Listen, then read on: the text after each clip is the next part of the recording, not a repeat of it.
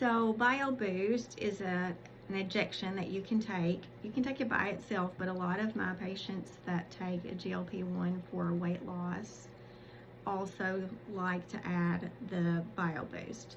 I'm Michelle. I'm a family nurse practitioner. My practice name is Balanced Health and help people balance their hormones and in particular specialize in weight loss. So the BioBoost is got methionine in it, inositol, and choline chloride, and then cyanocobalamin, which is vitamin B12.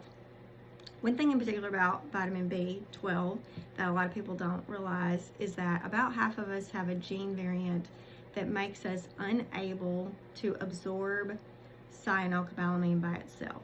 And unless you had thousands of dollars worth of genetic tests, you wouldn't know. So you just almost have to assume that you do. So the people who do have that gene, you need methylated cyanocobalamin if you take it orally in order for it to be absorbed. If you take it in an injection, you bypass the liver and you don't have to, you will absorb it either way. Just so you know that. So if you've taken it orally and you don't notice anything, it might be that you just didn't need it, but it also could be that maybe you need methylated. So this is in the injection, so it's red in color. Cyanocobalamin or B12 is red. And wow, I prescribe it to my patients is they can have 100 units of it a week. Don't use that if you get this from somewhere else because it could have a different concentration. It might be the wrong thing for you. But I let my patients do 100 units a week, or they can do 50 units and 50 units.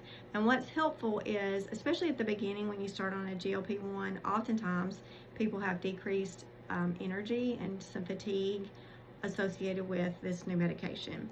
Typically that gets better over time as you get adjusted to the medication. But if you do have that, you can take this injection same day. I do this myself. I take my GLP-1 and then I take my in one thigh and then I do my BioBoost in the other thigh. And it kind of offsets that fatigue.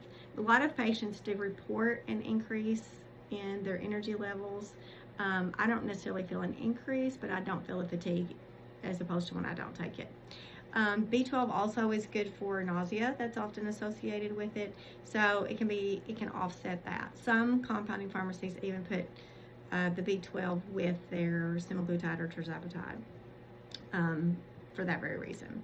So it can be a good offset. So it might be something to consider if you're not already using it. You might ask your provider if it's something you could add, and could be helpful.